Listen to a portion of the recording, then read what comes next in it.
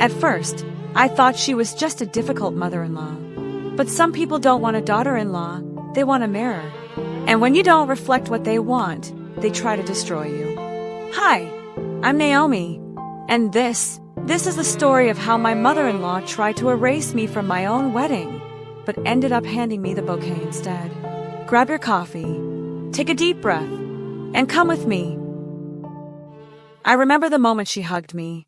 Her arms were warm, her voice sweet, but her eyes, they were scanning me like I was a threat. Like I'd just stepped into a place I didn't belong. At the time, I chalked it up to nerves. I mean, I was engaged to her only son. It made sense, right? That some mothers have trouble letting go. But deep down, something in me whispered, this woman doesn't like you. And not just that, she resents you. From the beginning, I tried to win her over. I brought her flowers on her birthday, baked her favorite lemon pie, even laughed at her backhanded compliments like they were jokes. You're brave to wear white with your skin tone, she'd say with a smile. And I'd smile back, pretending it didn't sting. I wanted peace. I wanted family. I wanted to believe love could fix things. But every kind gesture I gave her came back chipped and cracked, like she was daring me to break. Then came the dinner, the one where both families were supposed to meet. I set the table like it was Christmas. Polished silverware, candles, printed menus, the whole 9 yards. And she walked in, looked around, and said, "How quaint." That was the word she used. Quaint. Like I was a little girl playing house. She didn't even try to hide it. Later, she whispered to her husband, loud enough for me to hear, "She's pretty, but she's not marriage material." I stood there, frozen in my own home, holding a tray of wine glasses like I was the help. My parents were still parking the car, so they missed it. My fiancé, he just chuckled and said, "She doesn't mean it." But I did. I meant every second of discomfort, every crack in my heart. That was the night I stopped pretending. I knew. She wasn't just difficult. She was territorial. She didn't want a daughter-in-law. She wanted a servant who knew her place. Still, I bit my tongue. Again. Because love makes you foolish. Or hopeful. Maybe both. I told myself, you're marrying him, not his mom. But it didn't feel that way. Not when every bridal decision needed her approval. Not when she accidentally booked our venue for a different date, or when she started sending suggestions for a dress she thought would be more flattering for my shape. Every time I tried to set a boundary, she moved the goalpost. I started keeping a journal. I had to. Writing was the only way I could scream without making noise. I'd pour out my anger in cursive, then hide the notebook under my mattress like it was contraband. My therapist, yes, I got one, said I was grieving the idea of what this wedding should have been. She was right. It wasn't just the venue or the flowers. It was the loss of feeling celebrated. I was the bride, but somehow I felt invisible. One night, after another argument over centerpieces, I sat in the bathroom and cried on the cold tile floor. My fiancé knocked, offered tea, and said she just wanted what's best for us. I wanted to scream. Since when does sabotage look like love? I didn't say that out loud. I just nodded, wiped my face, and lied. I'm fine. But I wasn't. I was losing parts of myself trying to earn a place at a table she never wanted me to sit at. I started to notice things. Small things. The way she'd call him, baby, like I didn't exist. The way she'd touch his arm and say, "Remember when it was just the two of us?" Like it was some romantic memory, instead of a mother and son. I wasn't paranoid. I was being erased. Slowly. Strategically. And the worst part, he couldn't see it. Or maybe he refused to. Which, honestly, hurt even more. And then, I saw it. A message on his phone. From her. "She's not the one, sweetie. You still have time." That was the moment the ground shifted beneath me. I wasn't imagining it. She wasn't just controlling. She was planting doubts in the one person I thought I could count on. And suddenly, I wasn't sure who I was really fighting, the woman who hated me or the man who let her. She didn't need to raise her voice to hurt me. Her silence was sharp enough. It was in the way she'd set the table, always 3 plates, never 4. in how she'd ask my fiancé if he wanted coffee, then walk right past me like I wasn't there. Living under the same roof for those 2 weeks felt like walking barefoot on broken glass. Everything was sharp, deliberate, and silent. A war with no battles, only bruises I couldn't prove. I started to flinch at compliments. "Oh, did you make this salad?" she'd ask, raising an eyebrow. And if I said yes, she'd reply, Not bad for someone who didn't grow up in a real kitchen. She never called me by my name. I became her, she.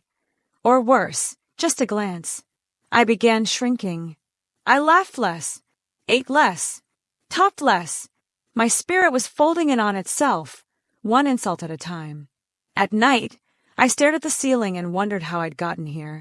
How love had led me into a house where I was both guest and ghost. And yet, I stayed. I made excuses for her. She's just overprotective. She'll come around. Maybe I'm too sensitive. But deep down, I was waiting for him to notice. Waiting for someone, anyone, to say this isn't okay. Instead, he said, "You're imagining things."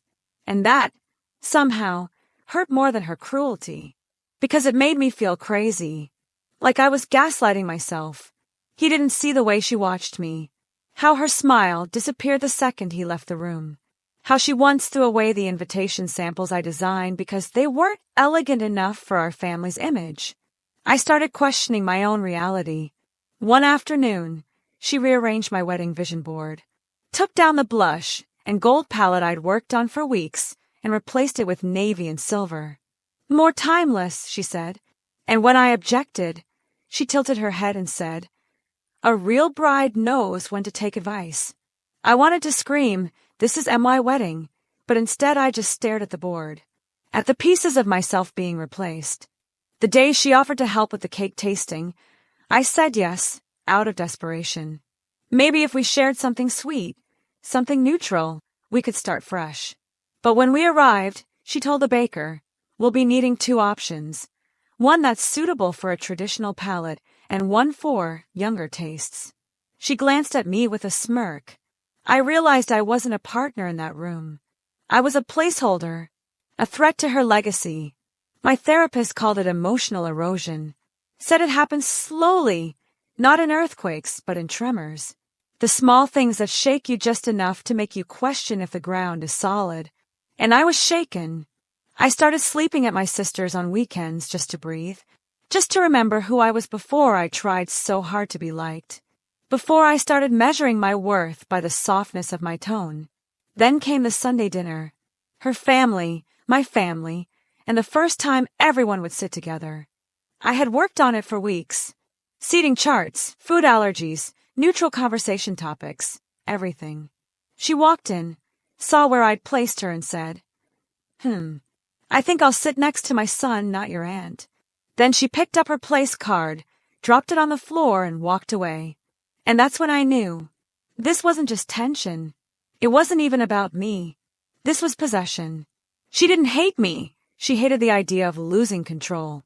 And she was ready to burn down everything just to keep it. That's when she made her next move, one I never saw coming. She tried to change the church without telling me.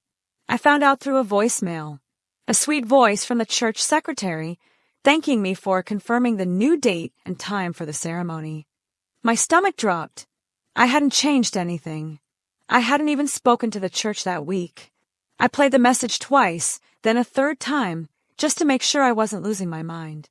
Then I called her, and she answered with the calmest voice on earth. "Oh, didn't I tell you? I spoke with the pastor. I thought it would be better for everyone." I stood in the middle of my kitchen, shaking. The mug in my hand slipped and shattered on the floor. I didn't scream. I didn't cry. I just stared at the mess. Ceramic, coffee, silence. She'd gone behind my back. Again.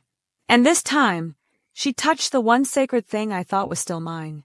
I called my fiancé, thinking he'd be furious too. But all he said was, "She probably meant well." And just like that, I felt alone in my own wedding. From that day on, it wasn't our wedding anymore. It was hers. She started showing up to vendor meetings I hadn't invited her to. She added names to our guest list, people I'd never met. She ordered new floral samples and told the decorator I'd changed my mind. She sent my bridesmaids a new color palette without asking me. "You've been so stressed," she said. "I figured I'd help take some things off your plate." But what she took was everything. Even the dress. She brought me to a boutique she loved, then dismissed everything I picked as too modern, too plain, too revealing. Finally, she pulled a lace-covered gown with sleeves that screamed 1983 and said, "Now this is timeless." I smiled, nodded, and quietly asked the consultant to put it back when she wasn't looking. That night, I cried in the fitting room. Not because of the dress, but because I didn't recognize the bride in the mirror anymore. The final straw came when she tried to replace the officiant, my childhood pastor, the one who baptized me, who knew my story, who felt like family. She told the planner he was too emotional and suggested someone more poised and neutral. Someone from her church. Someone who didn't even know our names. I confronted her in the hallway of our apartment, voice trembling. And she just stared at me and said, "You're not a real part of this family until I say you are." That night, I packed a bag and left. I didn't tell my fiancé where I was going. I turned off my phone, checked into a tiny hotel room with yellow curtains and a flickering lamp, and just sat there. For hours, I wrote a list of everything she'd done. Every cut, every slight, every moment I'd swallowed my voice. And then I wrote a question at the bottom. Do I still want to marry into this? When I finally turned my phone back on, I had 23 missed calls. 15 from him. 5 from her. 1 from my mom. She called to say she saw something on Facebook, a post from my mother-in-law, proudly showing off her wedding plans. My name wasn't even in the caption. Just, "Our family is finally whole again." Like I was some kind of guest at my own event. A decoration she hadn't chosen but couldn't avoid. I returned home the next morning and said nothing. I needed a plan, a spine, a decision that wouldn't come from fear. She tried to corner me in the kitchen. "Are we okay, sweetie?" she asked, syrupy and smug. I stared at her, then said, "I'm making some changes." She laughed. "Oh, honey, I already changed everything." And I just smiled, because for once she was wrong. What she didn't know was that I had already made my own decision. But first, I had to let her walk right into the role she wanted. She made herself the maid of honor, and I let her. Her bouquet arrived before mine, a massive arrangement of red roses, white lilies, and dripping crystals, bigger than the bride's, flashier than anything I'd approved. When I opened the florist's delivery, I froze. The tag read, "Maid of Honor," from the future mother of the groom. I sat down on the edge of the couch, the box still open on the table, and whispered to myself, "She really thinks this is her wedding, doesn't she?" From that point on, she behaved like she was the bride. She asked the planner to seat her at the head table. She bought a floor-length white gown with lace sleeves. Yes, white. When I mentioned it, she gasped and said, "Oh, sweetie, it's ivory. Totally different." But it wasn't. It was an insult. One more jab in a long, bruising line. And still, no one else seemed to see it. Or worse, they saw it and said nothing. At the rehearsal dinner, she stood up to give a toast. Uninvited. "I've waited so long for this day," she said, glass raised, voice trembling. "To finally have a daughter who loves my son almost as much as I do." Everyone laughed. Except me. Because I knew what that meant. Almost. Not quite. Never enough. I clenched my fork so hard my knuckles turned white. And still I smiled. I tried to talk to him again. To explain how deeply this was hurting me. How I felt erased. Dismissed. Buried under someone else's expectations. But he just sighed and rubbed his temples. "She's just excited," he said. "It's a big moment for her, too." I stared at him and wondered, is this what marriage with him will be? Me begging to be heard, while he begs me to stay quiet. Then came the final blow. I caught her in the parking lot of a cafe with his ex-girlfriend. Laughing. Hugging. I didn't confront her right away. I waited. 2 days later, I found out she'd invited the ex to the wedding. As a family friend, my stomach turned. My fingers shook. I felt something in me snap. It was no longer about protecting the wedding. It was about protecting myself. I sat in my car that night, parked outside the venue, holding the keys in my hand like they were weapons or lifelines. I had two choices, run or fight. I wrote a letter. Not to him. Not to her. To myself. This isn't about revenge, I wrote. This is about reclaiming your voice. And for the first time in months, I believed it. I didn't need her permission to exist. I didn't need his approval to be heard. The next morning, I asked the planner to make my final edits. Quietly, precisely, I removed every name she had added to the guest list. I changed the seating chart. I switched the processional order. And most importantly, I rewrote my vows. Not to impress, not to perform, but to remember who I was before I shrank to fit inside her shadow. And then a surprise. His sister, whom I barely knew, pulled me aside. She whispered, I know what she's done, and I need to tell you something. She showed me a message, a private group chat, screenshots, plans, lies, years of manipulation, not just toward me, but toward everyone. Suddenly, it all made sense. The fear, the control, the desperate need to be the center of everything. That was the night I stopped asking for her love. Because I finally understood what she feared most wasn't losing her son. It was being truly seen. She always talked about legacy, about keeping the family name clean and protecting what we built. I used to think it was about status, maybe tradition. But now I know better. It was about fear. The kind that grows in silence. The kind that smells like shame. After his sister showed me those messages, I started asking questions. Carefully, quietly. And what I uncovered was something even she couldn't control anymore. It turns out, she wasn't always the woman with the perfect table settings and pristine smile. Years ago, before her husband, before the country club brunches and manicured lies, she'd been someone else. A single mom, abandoned by a man she trusted, forced to build everything from scratch with a newborn on her hip and judgment in her ears. She clawed her way out of poverty, but left her softness buried in the climb. Suddenly, her control made sense. The fake smiles, the white-knuckled grip on her son's life. She wasn't just trying to protect him. She was trying to rewrite her own story, to make sure no one else ever took him from her the way someone had once taken everything from her. But in the process, she became the thing she feared. Controlling, isolating, cruel. I didn't pity her. Not exactly. But I saw her. For the first time, I really saw her.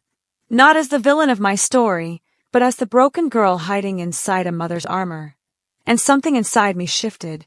Not forgiveness, not yet, but a strange calm. The kind that comes when the monster under the bed turns out to be human. Still dangerous, yes, but human. Then came the final sabotage. An anonymous email sent to my work. A photo of me from college, drunk, messy, laughing on someone's shoulders. The caption read, "Is this really the kind of woman your company wants representing them?" She dug up my past, tried to ruin my future. The HR director forwarded it to me, along with a note. "You've got enemies in elegant clothing." I didn't respond. Not with rage. Not with fire. I just printed the email, folded it neatly, and tucked it into the envelope with my final vows. Because this time, I wouldn't scream to be heard. I would stand, in front of everyone, in front of her, and I would speak the truth. Not hers. Mine. The next morning, I asked to see her. Just us. No planner. No son. No audience. I met her at a tea shop she loved, sat across from her, and slid the envelope across the table. She opened it, read the email, said nothing. Then I looked her in the eye and said, "I know it was you, but I'm not here to beg you to stop. I'm here to tell you I'm still getting married, and you'll still stand by my side, not because you deserve it, but because I do." Her mouth opened, then closed. She blinked. For the first time, she didn't have a script, just silence, and I held it. I didn't fill the space with apologies or explanations. I let it stretch, let it sting, Because some truths aren't weapons, they're mirrors. And that day, I became the one holding it up. She didn't apologize. She didn't cry. She just nodded. A slow, reluctant nod. But something in her eyes shifted. Maybe it was respect. Maybe it was fear. Maybe both. But I didn't need her approval anymore. I stood up, left her with the bill and the truth, and walked out into the rain, feeling more like myself than I had in months. She would still be my maid of honor, but not to honor her, to show everyone exactly how far I'd come. Not because I forgot what she did, but because I wanted her to witness it all, the dress, the vows, the walk down the aisle. Because sometimes the loudest revenge is grace delivered in silence. She held my bouquet in trembling hands. Not hers, mine. Red peonies, soft eucalyptus, velvet ribbon. The exact arrangement I'd chosen months ago before she tried to replace everything. The irony wasn't lost on me, the woman who tried to erase me, now holding the symbol of everything I reclaimed. People murmured as she walked down the aisle, dressed in a muted navy gown, not white, not ivory. For once, she followed the rules. I stood at the end of the aisle, hidden behind the chapel doors, heart thundering in my chest. But not from fear. From presence. I was here. After everything. After every whisper, every bruise no one could see, every moment I almost ran. I was still here. Not just surviving, becoming. The music swelled. The doors opened. And I walked forward, not toward him, but toward me. I saw her face as I passed. Tight smile, teary eyes. She looked older than I remembered. Smaller. As if the weight of everything finally settled into her bones. I didn't hate her. I didn't love her. I just saw her. A woman in grief over her own creation. And I walked past that grief like a storm that wouldn't touch me anymore. My dress brushed the edge of her heels. She didn't flinch. At the altar, he took my hands. He whispered, "You look like peace." I smiled. Because I was. He didn't defend her anymore. He didn't excuse her. He just stood beside me, present, quiet, finally seeing me. And for the first time, it didn't feel like I was marrying his family. It felt like I was marrying him. When I read my vows, my voice didn't shake. I don't promise to be perfect. I promise to be honest. To stay. To speak. To walk with you. Not behind you. Not in front of you with you. There were tears, but not from pain.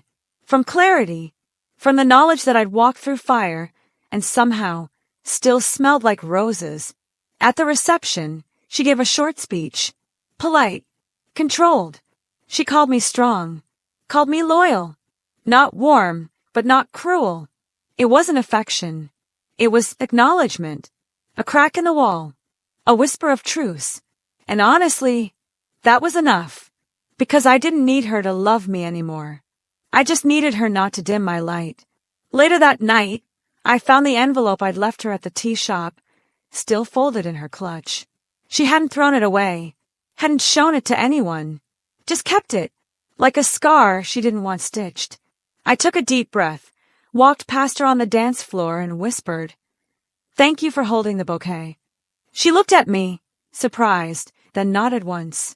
It was the closest thing we'd ever get to closure. When the night ended, I slipped off my shoes, walked outside, and let the moonlight wash over me. My dress dirty at the hem, my mascara smudged, my body tired, but my soul was glowing. I didn't just get married that night. I stepped back into myself. Fully, fiercely, freely. She tried to make the day about her. But in the end, everyone was looking at me. And for once, I didn't look away. If you like this story, leave a like, subscribe to the channel for more stories like this, and if you want to help me keep telling these stories, you can buy me a coffee. The link is there in the first pinned comment. Every cup helps me keep bringing you more stories.